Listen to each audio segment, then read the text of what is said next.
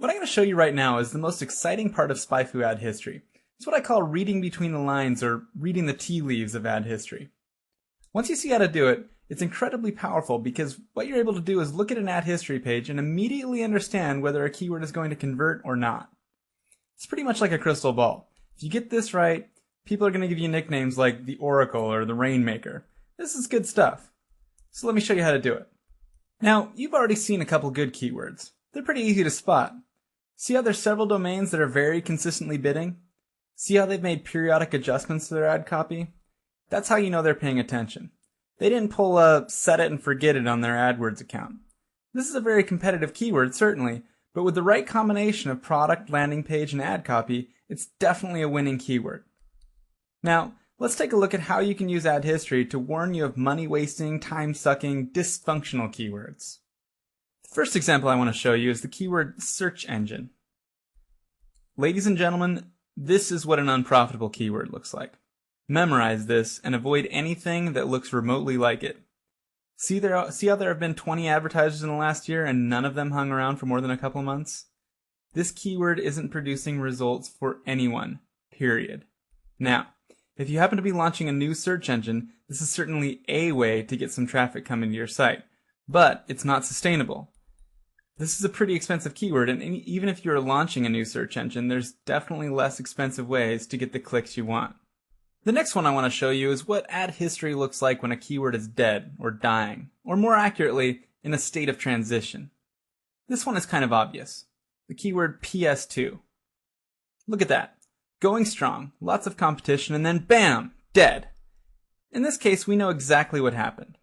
But if you're thinking about advertising on a keyword, or if you already do, and ad history looks like this, beware. Do some digging. This is a keyword in transition. Oftentimes there's opportunity when the market changes like that. You either need to find the opportunity, get out, or proceed with caution. Also, keep in mind that keywords that look like they are dead or dying might be going through a business cycle. For example, check out the keyword football scores. It looks like this keyword is dead, but I'll bet it'll come back around August or September. That said, it doesn't look like anyone is really making a killing advertising on this keyword. Let's look at another transition keyword, loan calculator. Here's a keyword that looks like a pretty classic money-losing keyword. But knowing what we know about the real estate market, I suspect that this keyword might be more down on its luck than dead. Let's look at the bonus history. When we scroll through this, it's clear that loan history has had better days, but it still doesn't look like this was ever a knock-it-out-of-the-park profitable keyword.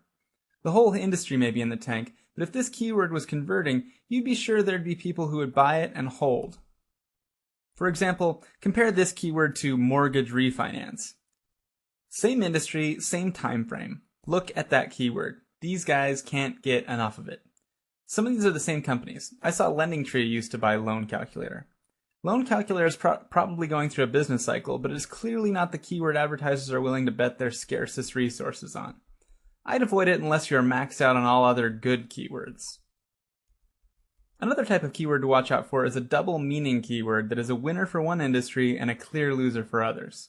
An example of this is the keyword registry. So, this looks like a reasonably successful keyword. You've got some consistency here. PCTools.com seems to be doing well. Looks like a pretty decent, high-volume keyword if you've got a Windows registry cleaner to sell. But what if you're trying to drive consumers to your online gift registry? Here we have Pottery Barn, and down a little further, we've got Macy's, and there's Williams-Sonoma. These guys don't look like they're having as much success. To contrast, let's take a look at the keyword gift registry. There we go. Now that's the proper territory of Pottery Barn. They're clearly heating things up over here. Now, just to cap things off, let's take a look at a keyword where neither of these industries should be advertising, but they both have tried. Gift registry software is the keyword. So, this isn't a bad keyword. Look at these ones on the top. Registry Valet, Ezidor. These guys are selling the software that powers gift registry, and they're probably making a killing on this keyword. But guess who else tried and apparently failed on this keyword? Macy's. There's Pottery Barn and Target. And if we go into the bonus history, we can even see that PC Tools gave it a try. And to their credit, they promptly abandoned it. Now, I've got one more shockingly dysfunctional type of keyword, and you can detect it at a glance with Ad History. It seems that there are some branded keywords that are so well protected that you can't advertise them. Now, we all know that if you tell Google that you don't want anybody using your trademarked or otherwise branded keywords, they'll prevent people from using those keywords in their ad copy. There are loopholes, of course, but what they won't do is prevent people from actually advertising on the branded keyword themselves. But let's say you've got a warehouse full of used Dell servers, and you want to advertise on the keyword Dell. Ad History tells me you'll have a problem. How about Apple? Or Lenovo? But not all brands look this way. Check out Microsoft. Tons of people advertising on their brand. Check out Samsung. Same thing.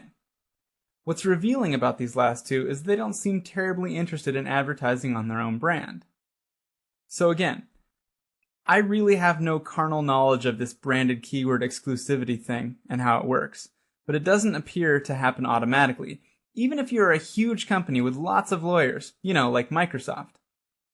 The only experience I've had is with our own branded keywords, which are registered with Google, and the result is as you'd expect. You can advertise on the keyword SpyFu, but you can't use it in your ad copy. At least not without our explicit permission.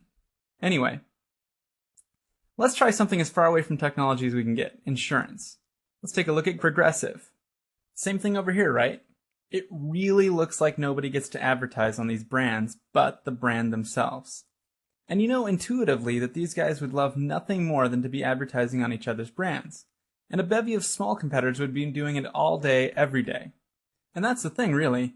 It's not the lack of big companies advertising on each other's domains, it's the utter lack of little guys. It would make sense for me for big companies to avoid each other's brand. Big companies are also big targets, and they've got something to lose. So, anyway, somehow these mega brands have managed to prevent anyone from advertising on their branded keywords. I'm not saying that Google has a hand in it. They might not. I pretty much guarantee that what is going on here is a direct or indirect extension of the legal arm of these very large companies. So, before you spend a bunch of time salivating over what looks like a missed opportunity and spending a bunch of money building the perfect landing page for what should be a monstrous amount of traffic, realize that somehow, through some process, be it legal or technical, you probably won't be able to buy these keywords. I'm not saying you should run for the hills. By all means, test the waters. There still may be opportunity, but it pays to look before you leap. Run a test campaign, make some phone calls. You might even want to run this one by your client or your boss if you've got one. Remember, if you didn't have ad history, you'd probably just blindly buy the keyword anyway. Now, you just know up front that there might be some risk to doing that, and you can prepare for that rather than react to it. So, these are the types of things that SpyFu Ad History can highlight for you before you make a mistake. Sure, if you're vigilant, and you manage your campaigns through trial and error as actively and as disciplined as PCTools.com or FreeCreditReport.com, then your mistakes won't cost you much. You'll run something for a month, maybe two, see that it's not working and drop it. Right now, that's industry best practice. But why do that if you don't have to? Why waste any money at all?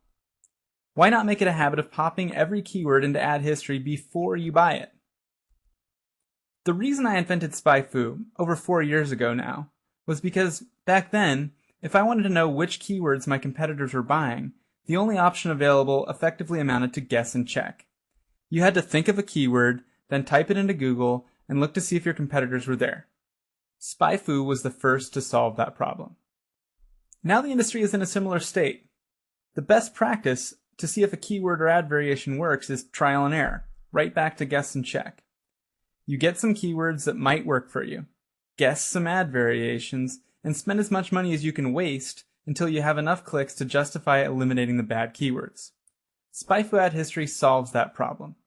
Now you can start with the best keywords and the winning ad variations so that you have a profitable, optimized ad campaign from the very first day.